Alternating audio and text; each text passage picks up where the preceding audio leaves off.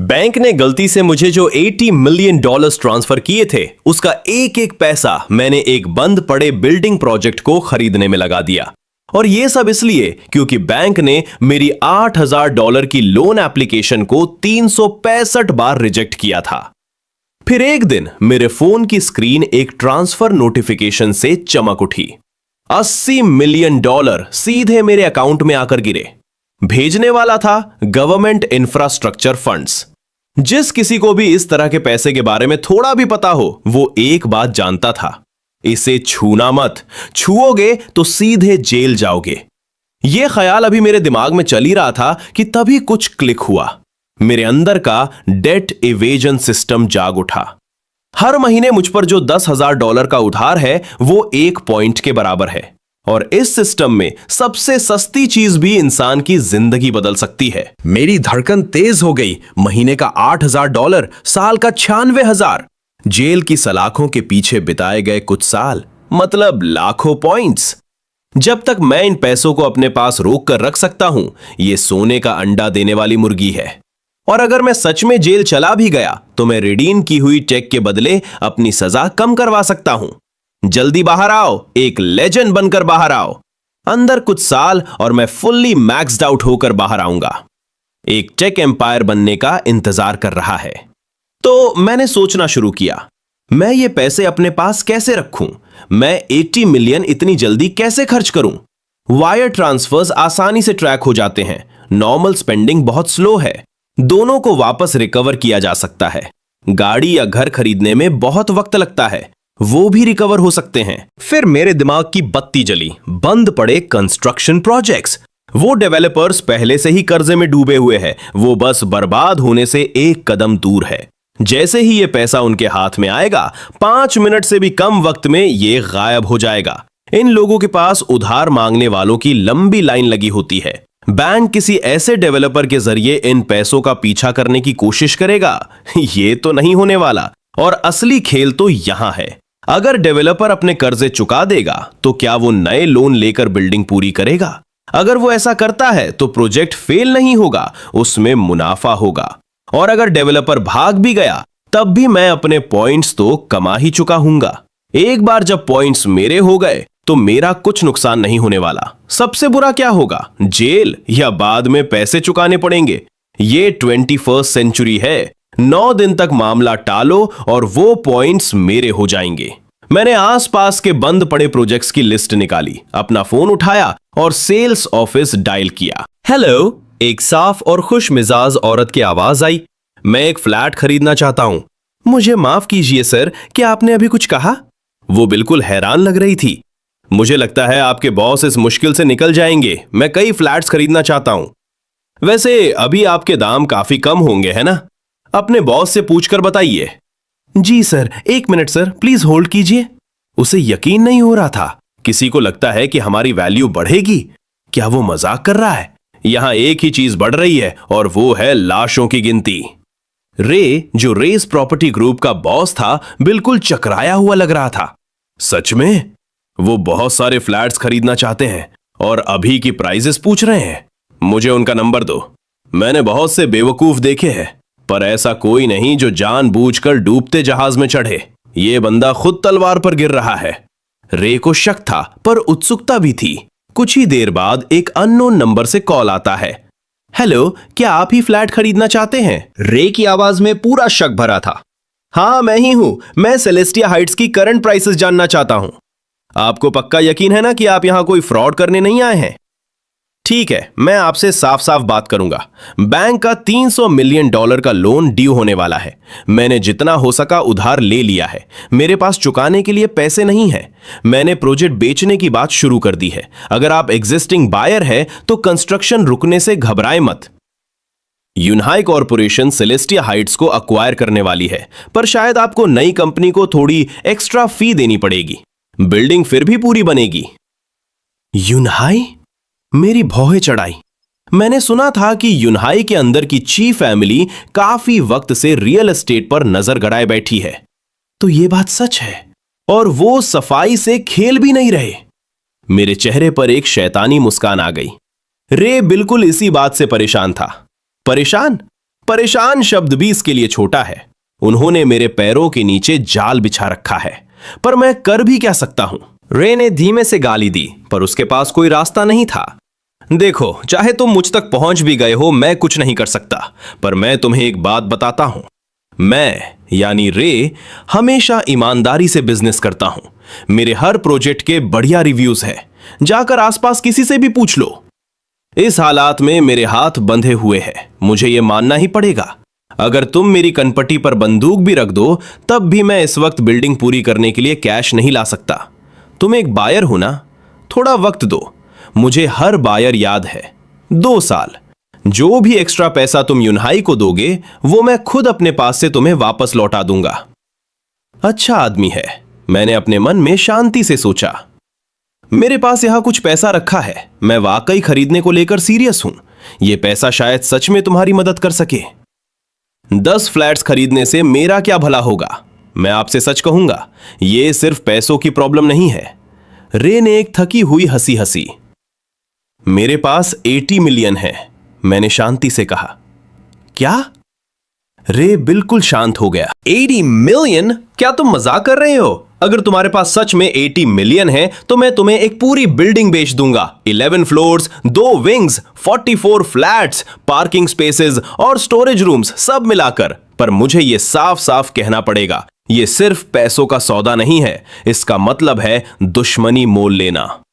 यह एक तरह से क्लियरेंस प्राइस थी। मैंने एक गहरी सांस ली। लोकेशन थोड़ी अलग हटकर थी, पर उसमें दम था। बाकी लोग पर फ्लैट 260,000 दे रहे थे और ये 182,000 से भी कम था। पार्किंग और स्टोरेज मिलाकर यह सीधा 40% डिस्काउंट था। रही बात दुश्मनी मोल लेने की, वो इर्रेलेवेंट थी। 2 सवाल। मैं खड़ा हुआ और रूम में चक्कर काटने लगा। योंग किंग बैंक, क्या वहां तुम्हारा कोई कांटेक्ट है जो अभी के अभी एक बड़ा ट्रांसफर ऑथराइज कर सके? रे ने हामी भरी। वो लोन हेड ऑफिस से आया था। वो लोग बहुत प्रेशर बना रहे हैं, आधी रात को भी वो मेरा कॉल उठा लेंगे। दूसरा सवाल, अगर इस पैसे को वापस लेने की कोशिश की गई तो क्या तुम इसे बचा सकते हो? रे एक लंबे वक्त के लिए शांत हो गया। भाई, क्या ये 2 नंबर का पैसा है? क्या तुम्हें इस बात से कोई फर्क पड़ता है कि ये कहां का पैसा है? मैंने पलटकर पूछा। रे थोड़ा रुका। तो 80 मिलियन? ठीक है, मैं हैंडल कर लूंगा। डील कब करनी है? अभी। तुम्हारा एक मिनट का इंतजार करना रिस्क बढ़ाएगा। मैंने रे को एड्रेस दिया और फोन काट दिया। 15 मिनट बाद दरवाजे पर दस्तक हुई। मैंने दरवाजा खोला। वहां एक भारी भरकम आदमी खड़ा था और उसके पीछे बॉडीगार्ड्स, जिन्हें साफ डर था कि उनके साथ कोई धोखा ना हो जाए। समझदार हैं। मैंने सीधे काम की बात की और बैंक कार्ड रे के हाथ में थमा दिया। अब तुम्हारी बारी है रे। रे दिखने में कुछ खास नहीं था। सिकुड़े हुए कपड़े, बिना धुले बाल। मुझ पर छोड़ दो। वो बैठ गया। उसने कार्ड का बैलेंस वेरीफाई किया और अपना फोन बाहर निकाल लिया। विक्टर, हे, बिल्कुल मैं खुश हूं। सुनो, मुझे पैसे मिल गए हैं। मैं तुम्हें अभी वापस चुका रहा हूं। आधा घंटा। बस एक छोटी सी फेवर चाहिए। मेरा एक दोस्त मुझे एक ट्रांसफर भेज रहा है, बड़ा अमाउंट है। क्या तुम लार्ज ट्रांसफर लिमिट ऑथराइज कर सकते हो? Thank you. Thank you. अगली बार ड्रिंक्स मेरी तरफ से। उसने फोन रखा, मेरी तरफ देखकर सिर हिलाया और फिर से डायल करने लगा। चैंग, तुम्हारी कंपनी का जो पैसा मुझ पर उधार था, मैं अभी भेज रहा हूं, पर मुझे वो पैसा फिर से उधार चाहिए। फिक्र मत करो, मुझे रास्ता मिल गया है। हम इससे बाहर निकल जाएंगे, हम बच जाएंगे। रिलैक्स, बस फंड्स तुम्हारे अकाउंट से घूम कर आने चाहिए। रीपेमेंट इन, लोन बनकर वापस आउट। विक्टर, मेरा बस ये काम कर दो, परेशान होना बंद करो। ये सिर्फ पेपर पर पैसों का इधर उधर होना है। गुड गुड, हम जल्दी मिलते हैं। एक के बाद एक कॉल्स। तभी मेरा फोन बजा। एक मैसेज था, आपकी टेम्पररी लार्ज ट्रांसफर ऑथराइजेशन अब एक्टिव है। कृपया अपना पर्सनल लार्ज ट्रांसफर 2 घंटे के अंदर पूरा करें। यह फीचर ट्रांसफर सेक्शन में अवेलेबल है। हमारे साथ बैंकिंग करने के लिए धन्यवाद। आपके बिजनेस में अपार सफलता की शुभकामनाएं। इधर लाओ। रे ने हाथ बढ़ाकर मेरा फोन लिया, बैंकिंग ऐप खोली और अपना खुद का अकाउंट एंटर किया। कुछ सेकंड्स बाद उसके फोन पर ट्रांसफर कंफर्मेशन का नोटिफिकेशन बजा। उसने मेरा फोन मुझे वापस दिया और अपना फोन उठा लिया। उसने बहुत तेजी से पैसे मूव किए। अलग अलग अकाउंट्स में अलग अलग अमाउंट्स, कुछ लाखों में, कुछ करोड़ों में। 2 अकाउंट्स में तो 20 मिलियन से ज्यादा गए। कुछ मिनट बीते। रूम में नोटिफिकेशंस की लगातार आवाजें गूंजने लगीं। रे ने अपना फोन उठाया। एक एक ट्रांसफर वापस आ रहा था। लोन्स के नाम पर उसने फंड्स को अपनी कंपनी के अकाउंट्स में ट्रांसफर किया और फिर उन अकाउंट्स का यूज करके बैंक का लोन चुका दिया। जब सब पूरा हो गया तो उसने अपने कॉन्टैक्ट स्क्रॉल किए और डायल किया। विक्टर, तुम्हें मिल गया? तो वो लोन क्लियर हो गया है ना? हाँ, मुझे आज कहीं से मिराकुलस ब्लेसिंग मिल गया नए लोन के लिए। हाँ, परफेक्ट। कुछ दिन का वक्त दो, हम मिलकर इस पे बात करेंगे। उन्होंने 1 मिनट और बात की, फिर उसने फोन रख दिया। रे ने एक लंबी सांस छोड़ी। चेहरे पर बड़ी मुस्कान, पर उसका माथा पसीने से भीगा हुआ था। यह बहुत बड़ा प्रेशर था। मैं तुम्हारा एहसानमंद हूं। कभी भी किसी चीज की जरूरत हो, हिचकिचाना मत, बस एक बार बोल देना। उसने अपना माथा पोंछा और बॉडीगार्ड को इशारा किया, जिसने उसे एक डॉक्यूमेंट बैग थमा दिया। रे ने कॉन्ट्रैक्ट्स का एक मोटा बंडल बाहर निकाला। देख लो एक बार, अगर सब ठीक लगे तो साइन कर दो। सेलेस्टिया हाइट्स का सबसे बेस्ट फ्लैट। मैंने जानबूझकर इसे मार्केट से बाहर रखा था। प्राइसेस बढ़ने का वेट कर रहा था। अब ये सब तुम्हारा है। इसे एक थैंक यू समझ लो। मैंने उसे ध्यान से नहीं पढ़ा। मुझे पता ही नहीं था कि उसमें देखना क्या है। मेरे लिए सिर्फ मेरे पॉइंट्स मायने रखते थे, और अगर कॉन्ट्रैक्ट नकली निकला तो बैंक भी रे को आसानी से छोड़ने वाला नहीं था। इसके बाद मेरा सिर्फ एक ही काम है, बैंक मुझसे जो भी वापस रिकवर करने की कोशिश करे उसे हैंडल करना। मैंने साइन कर दिए। हमने अपने अंगूठे के निशान लगाए। स्टैंप लग गई। एक एक कॉपी हम दोनों की। डील हो चुकी है। वैसे वो तुम्हारा पैसा, रे की क्यूरियोसिटी उस पर हावी हो रही थी। क्या मैं पूछ सकता हूं? हाँ बिल्कुल, क्यों नहीं, मैंने पूरी शांति से कहा। क्या वो सच में बैंक का था? रे को अभी भी यकीन नहीं हो रहा था। मैंने वो मैसेज खोला और उसे दिखाया। रे का तो मुंह खुला का खुला रह गया। उसने धीरे से थम्स अप दिया। भाई, तुम सच में खतरनाक हो। तुम वाकई बिल्कुल सनकी हो। ये तो सीधा जेल जाने वाली बात है। तभी तुम दुश्मनी लेने से भी नहीं डर रहे थे। जेल? ये जरूरी तो नहीं, मैंने एक समझदार लुक देते हुए कहा। एक बार जब मैंने पैसे खर्च कर दिए तो समझ लो वो कमा लिए। बैंक इसे चोरी का नाम नहीं दे सकता। मेरे पैसे तो गए। अब बैंक जिन पैसों के पीछे पड़ेगा वो तुम्हारे हैं। रे को सारी बात समझ में आई और उसके रोंगटे खड़े हो गए। खास तौर पर इसलिए क्योंकि लार्ज ट्रांसफर लिमिट एक्टिवेट करवाने वाला वो खुद था। ओ नहीं, ये तो बहुत बुरा हुआ। उसे लगा था कि ये कोई चोरी किया हुआ गवर्नमेंट फंड या कोई हवाला का पैसा होगा, जिसे कोर्ट्स और मुकदमों में फंसाकर हमेशा के लिए टाला जा सके। पर यह तो बैंक का खुद का पैसा है, वो भी एक लोकल बैंक का। ये बात पक्का बवाल मचाएगी। उसे तेजी से पछतावा होने लगा। हेड ऑफिस में विक्टर अब वो भी किसी कीमत पर साफ बचकर नहीं निकल सकता। सबका दी एंड। क्या बिल्डिंग को पूरी करने के लिए नए लोन्स मिलने का कोई चांस है? सब खत्म। इसके ब्राइट साइड के बारे में सोचो, मैंने कहा। तुम पानी में डूबे हो, विक्टर भी डूबा हुआ है। गवर्नमेंट फंड्स गायब हो चुके हैं। बैंक को बुरी तरह से वो पैसा वापस चाहिए, पर पैसा है कहां? तुम्हारे पास तो नहीं है। तो अब बैंक के पास एक लौता रास्ता यही है कि वो तुम्हें नया लोन दे ताकि तुम बिल्डिंग पूरी कर सको। सिर्फ एक बन चुकी बिल्डिंग से ही पैसा जनरेट होता है। जब ऐसा होगा तो जीत सबकी होगी, सब बच जाएंगे। वो बंद पड़ा प्रोजेक्ट गायब हो जाएगा। तुम इस मुसीबत से निकल जाओगे। और अगर यूनाई कॉर्पोरेशन तुम्हारे खिलाफ दोबारा कोई चाल चलने की कोशिश करेगी तो उन्हें 2 बार सोचना पड़ेगा कि तुम्हारे पीछे आखिर कौन खड़ा है। बैंक, सिटी गवर्नमेंट और हर वो बायर जो महीनों से गुस्से में है। यही एक लौता रास्ता बचा है। अब सब कुछ स्टेबल हो जाएगा। जब तुम्हारी बिल्डिंग पूरी हो जाएगी तो जो फ्लैट तुमने मुझे बेचा है उसकी वैल्यू डबल हो जाएगी। बैंक सिर्फ अपना पैसा ही रिकवर नहीं करेगा, वो एक मैसिव प्रॉफिट कमाएगा।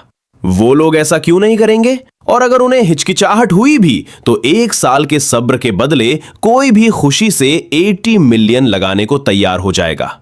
हो सकता है मुझे जेल जाना ही ना पड़े। सबको एक फ्यूचर मिल जाएगा। वापस जाते वक्त रे अपनी मर्सिडीज की बैक सीट पर बैठा हुआ ये सब बातें दिमाग में घुमा रहा था। जितना वो सोचता उतना ही और बेचैन होता जा रहा था। अनबिलीवेबल, सच में अनबिलीवेबल, वो बड़बड़ाया। ये लड़का बस बैंक की एक गलती के चलते इसने जलती हुई बिल्डिंग में से सोना निकाल लिया। बेमिसाल।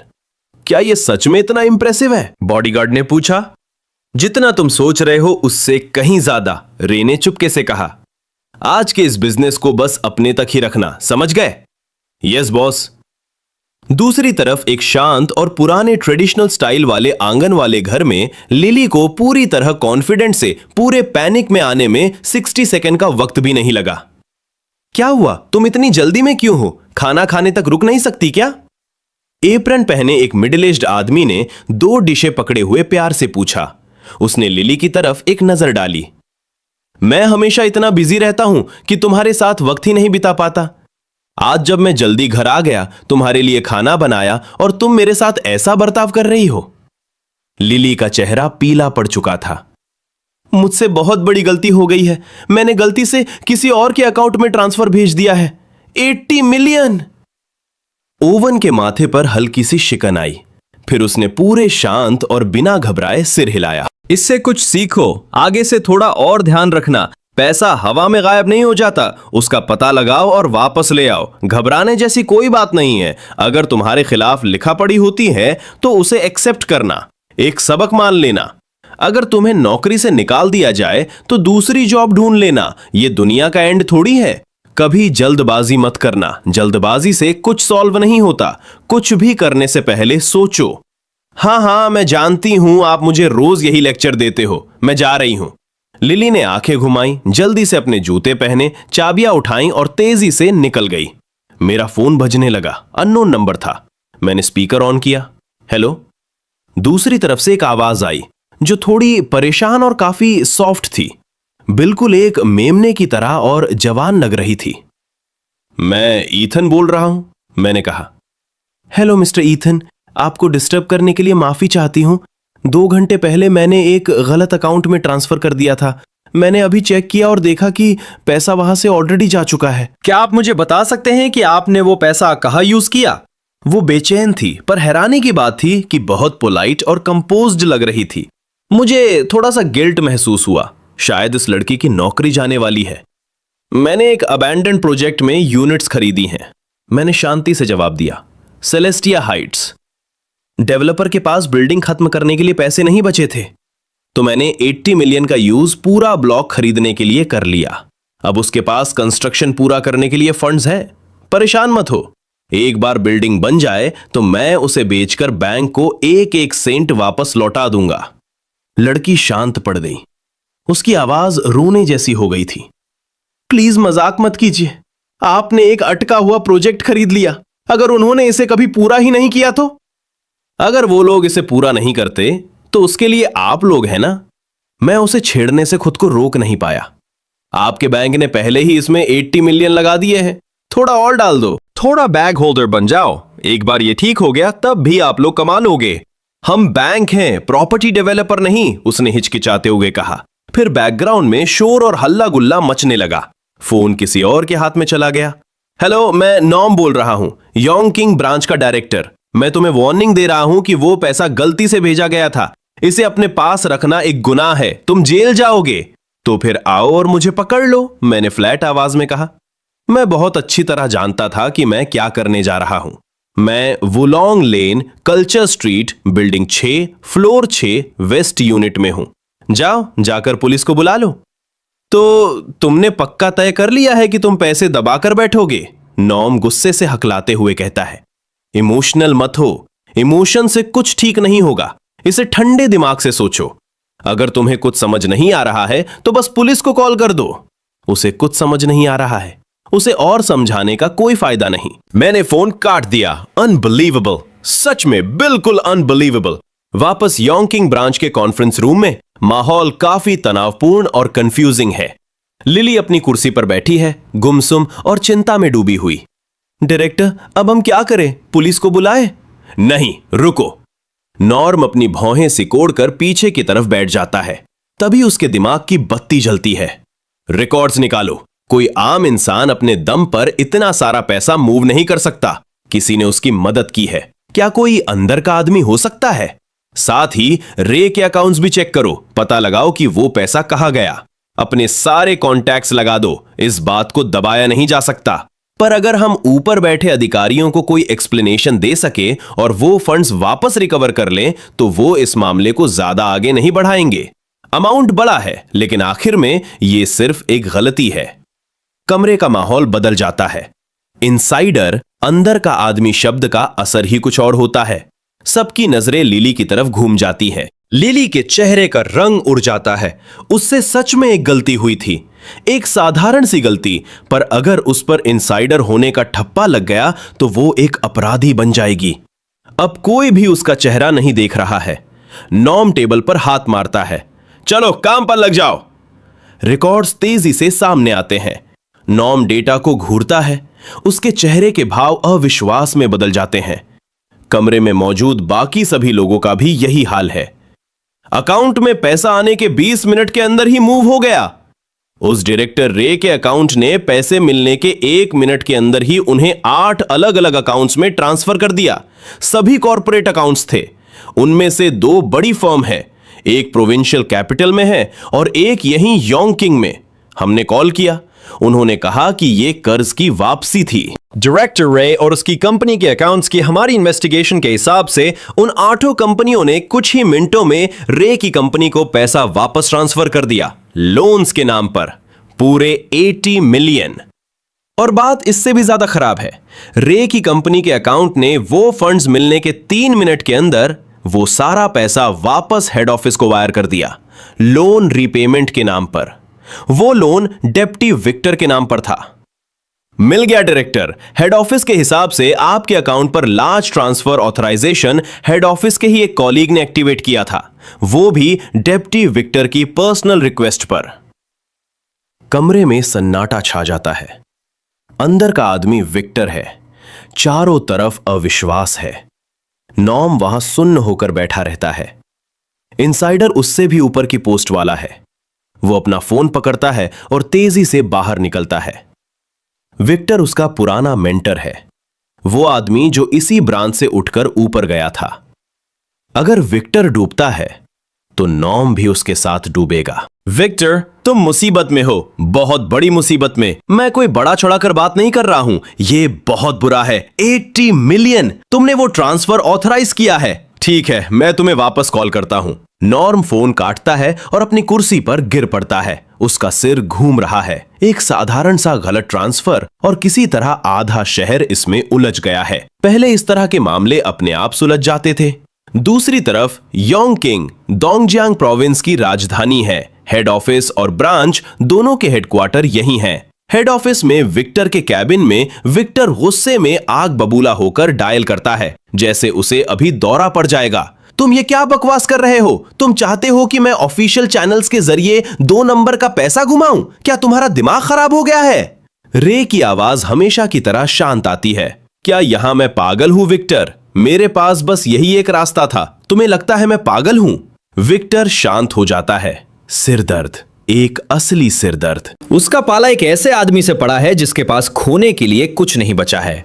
इन सब से मेरा कोई लेना देना नहीं है। जिसने तुम्हारे लोन्स रिजेक्ट किए और पैसे चुकाने के लिए दबाव डाला, वो डिप्टी जो है, मैं नहीं। मुझे इससे कोई फर्क नहीं पड़ता कि किसने क्या किया। अब हम सब एक ही गड्ढे में हैं। या तो हम साथ मिलकर बचेंगे या साथ में डूबेंगे। साथ में बचेंगे? क्या तुम मजाक कर रहे हो? विक्टर गुस्से से फुफकारता है। सिर्फ इस एक बात से, जैसे ही ये बात पब्लिक होगी, मेरा करियर खत्म हो जाएगा। क्या तुम्हें यह बात समझ नहीं आती? नहीं, अभी भी बाहर निकलने का एक रास्ता है। रे फिर से अपना प्लान स्टेप बाय स्टेप समझाता है। तो क्या अब तुम्हें समझ आया? तुम पहले ही पानी में उतर चुके हो। तुम्हारे पास कोई चॉइस नहीं है। और इसे इस तरह से सोचो, एक बार जब वो बिल्डिंग पूरी हो जाएगी तो उसकी कीमत 150 मिलियन होगी। इसे बैंक के हाथों में रहने दो, तुम हीरो बन जाओगे। इसे प्राइवेट हाथों में जाने दो, 1 साल में 70 मिलियन का प्रॉफिट। मर्जी तुम्हारी है। जब तक ये ट्रांजिशन आसानी से हो जाता है, सब साफ सुथरे बच निकलेंगे, सबको एक फ्यूचर मिल जाएगा। पूरी बिल्डिंग को 80 मिलियन में बेचना। रे इस बात से खुश नहीं है, लेकिन उसके पास कोई विकल्प नहीं है। यूनहाई कॉरपोरेशन के नाम का खौफ ही कुछ ऐसा था, कोई भी उस तरह का दुश्मन नहीं चाहता। सिर्फ जिंदा बच जाना ही अपने आप में एक जीत है। अगर ये अनएक्सपेक्टेड ट्विस्ट नहीं आता तो उसकी किस्मत पहले ही तय हो चुकी थी। विक्टर शांत हो जाता है। ये सब होने से पहले वो कभी भी इस मामले में नहीं पड़ता। प्रॉफिट लुभावना है, लेकिन उसे छूने का मतलब है यूनहाई कॉरपोरेशन से दुश्मनी मोल लेना, जो योंग किंग की इकोनॉमी का पिलर है। अब बस एक ही रास्ता बचा है कि शोर मचाया जाए, बड़े खिलाड़ियों को मैदान में उतारा जाए। खुद को बचाने के अलावा उसके पास कोई विकल्प नहीं है, चाहे उसकी कोई भी कीमत क्यों ना चुकानी पड़े। क्या वो लड़का कॉन्ट्रैक्ट सौंप देगा? वो 70 मिलियन का प्रॉफिट है, तुम सारा का सारा अपने पास नहीं रख सकते।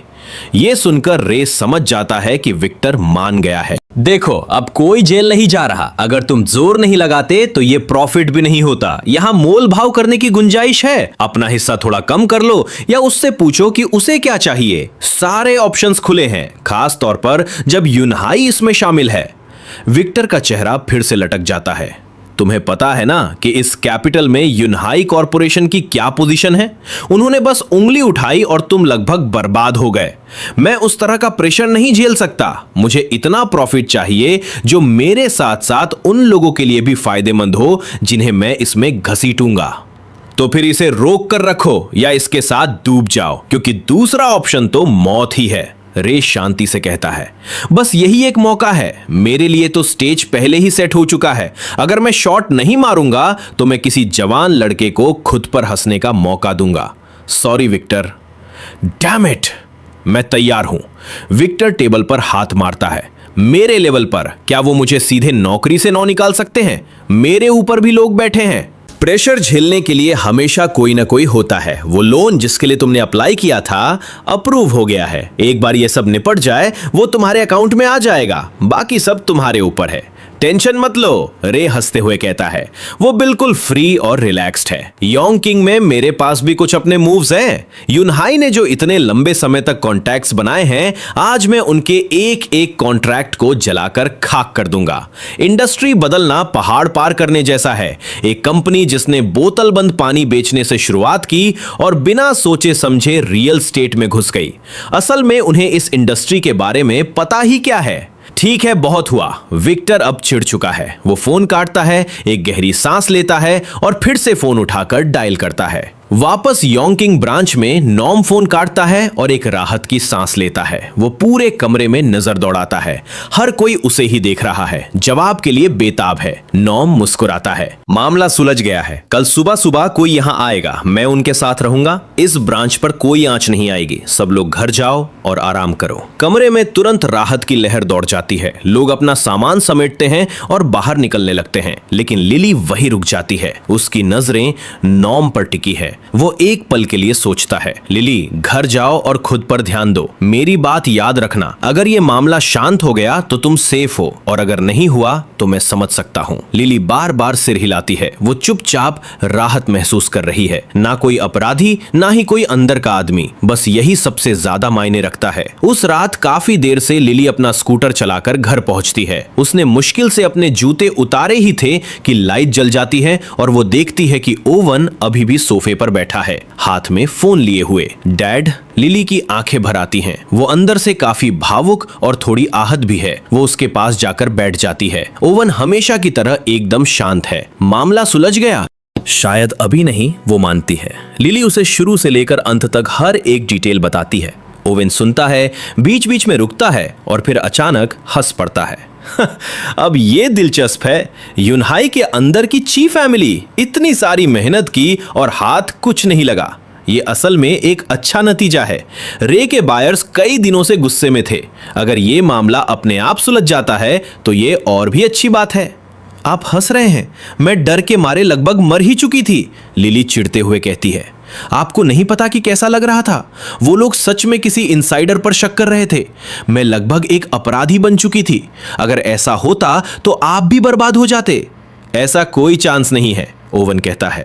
उसकी आवाज में एक दृढ़ता है जो फिर एक शांत और तसल्ली देने वाली मुस्कान में बदल जाती है।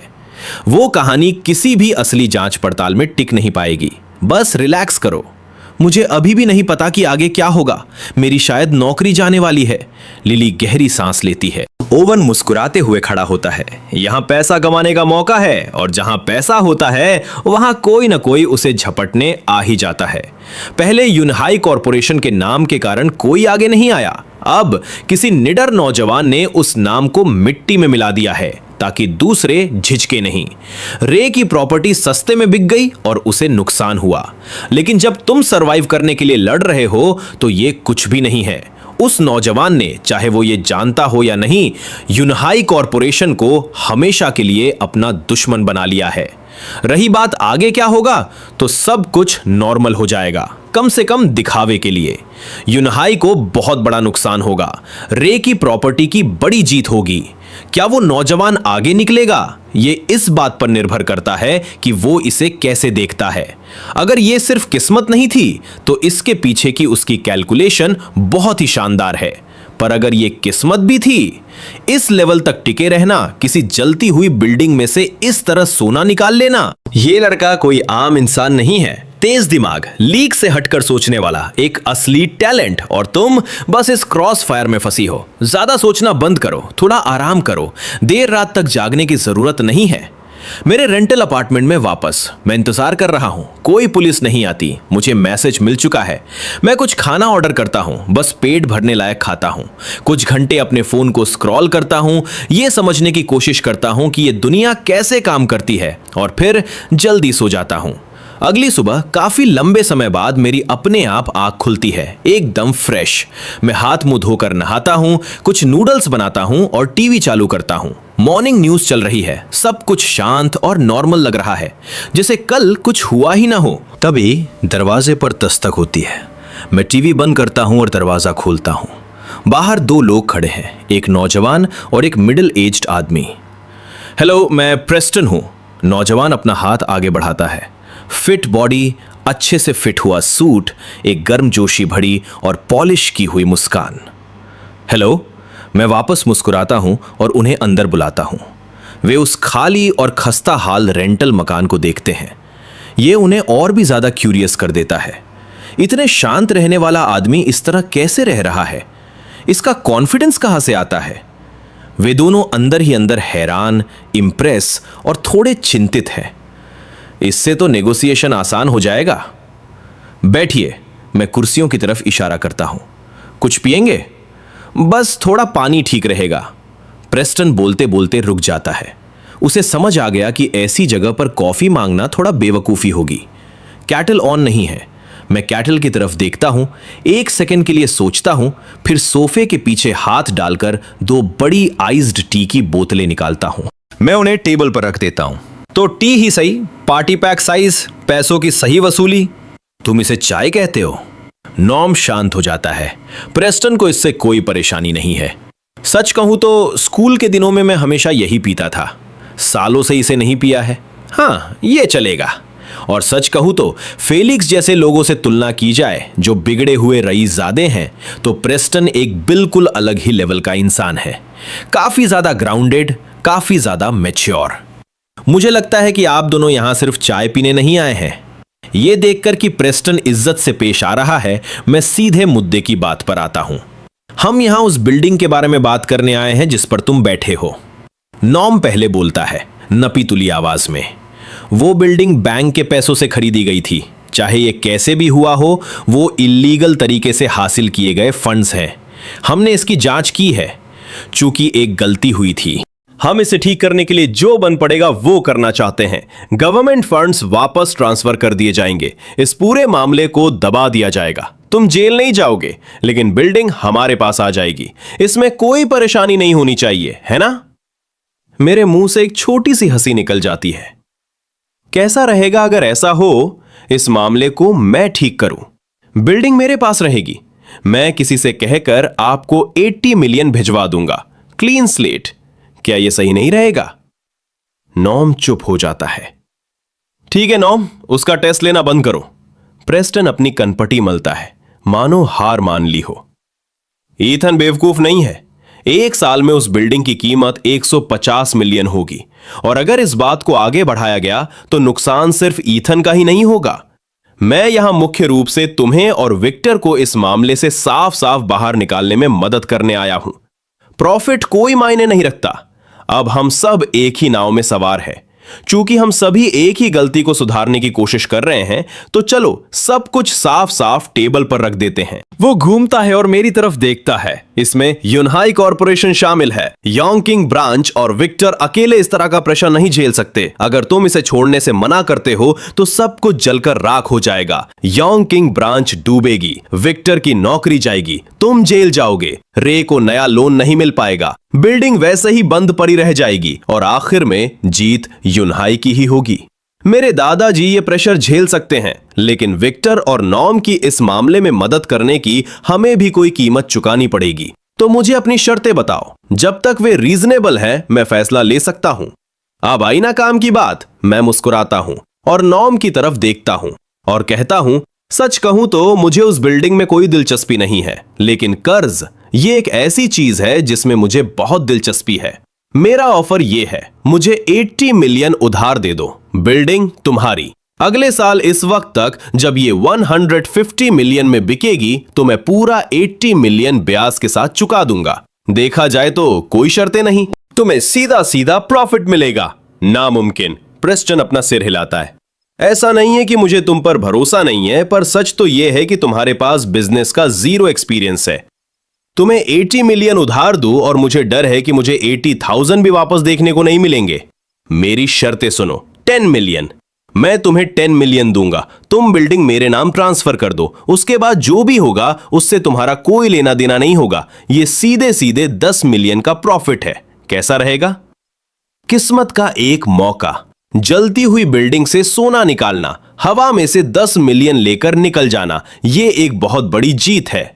अगर मैं तुम्हारी जगह होता तो सच कहूं, पैसा तो दूसरी चीज होती, सिर्फ ये कहानी ही काफी होती। मैं अपनी आधी जिंदगी इसी की शेखी बघार सकता था। 10 मिलियन, मैं इस बारे में सोचता हूं। यह बहुत बड़ा अमाउंट है, लेकिन यह कमाई हुई इनकम है, कर्ज नहीं। इससे पॉइंट्स नहीं बनेंगे। कोई पॉइंट्स नहीं मतलब कोई टेक रिडम्पशन नहीं। और रिडीम की हुई टेक के बिना 10 मिलियन की औकात ही क्या है? सिर्फ नगद पैसों के दम पर बिजनेस में उतरना, यह तो सच में बहुत बड़ी बेवकूफी होगी।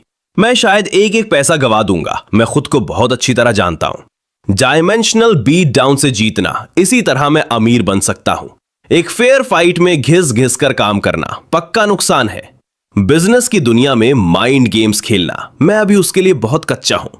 लोगों के साथ धोखाधड़ी करना जमीर को गंदा करेगा, भविष्य खराब करेगा। जब मेरे सामने एक साफ और उज्जवल रास्ता मौजूद है तो मैं अपने हाथ गंदे क्यों करूं? हम एक स्टैंड ऑफ पर आ जाते हैं। दोनों में से कोई भी एक दूसरे के ऑफर से खुश नहीं है। तभी नॉर्म अचानक बोल पड़ता है, मेरे पास एक आइडिया है। क्या आइडिया? प्रेस्टन और मैं दोनों मुड़कर उसे देखते हैं। तुम बिल्डिंग ले लो। वो प्रेस्टन की ओर इशारा करता है, फिर वो मेरी ओर इशारा करता है। तुम 10 मिलियन ले लो। हम दोनों कंफ्यूज दिखते हैं। नॉर्म जल्दी से समझाता है, और अब यह सबसे अहम बात है, ईथन, तुम जाकर कोई ऐसी एसेट खरीदो जो सुनने में बहुत इंप्रेसिव लगे, लेकिन उसकी सही कीमत लगाना मुश्किल हो। फिर तुम उस एसेट को गिरवी रखकर हमारे बैंक से लोन ले लेना। मेरी भौहें ऊपर चढ़ जाती हैं। ऊपर से देखने में तो यह ठीक लगता है, लेकिन इसे करना इतना आसान नहीं है। मुझे पता है। नॉर्म सिर हिलाता है। पर्सनली मेरी तो ऐसा लोन अप्रूव करने की हिम्मत नहीं होती, लेकिन मेरे ऊपर विक्टर है और विक्टर के ऊपर प्रेस्टन के दादाजी हैं। उनके सपोर्ट से यह किया जा सकता है। जब तक यह बहुत ज्यादा खुलेआम ना हो, कोई इसमें गलती नहीं निकाल सकता। लेकिन इसमें एक अहम बात है। प्रेस्टन बीच में बोल पड़ता है, सीधे मेरी ओर देखते हुए। उसकी आवाज में एक साफ चेतावनी है। जिस पल तुम ऐसा करोगे, तुम सचमुच 80 मिलियन के कर्ज में डूब जाओगे। इस तरह की डील में इंटरेस्ट बहुत ज्यादा होता है। अगर तुम सच में बड़े पैमाने पर रिटर्न कमा सकते हो तो ठीक है। तो मेरे दोस्तों, मेरे कमेंट सेक्शन में आप लोगों की हमेशा एक ही डिमांड रहती है कि भाई वीडियो का नेक्स्ट पार्ट कब आ रहा है। अब देखो यार, मैं आपको एकदम सच बताता हूं, वीडियो के नेक्स्ट पार्ट्स ना आने या लेट होने का सिर्फ एक ही रीजन होता है कि आप लोगों का रिस्पॉन्स वीडियोस पर थोड़ा ठंडा पड़ जाता है। एक क्रिएटर के तौर पर मुझे भी तो आपके सपोर्ट से मोटिवेशन चाहिए ना। लेकिन आपको इस बात की बिल्कुल भी टेंशन लेने की जरूरत नहीं है, क्योंकि डील एकदम सिंपल है।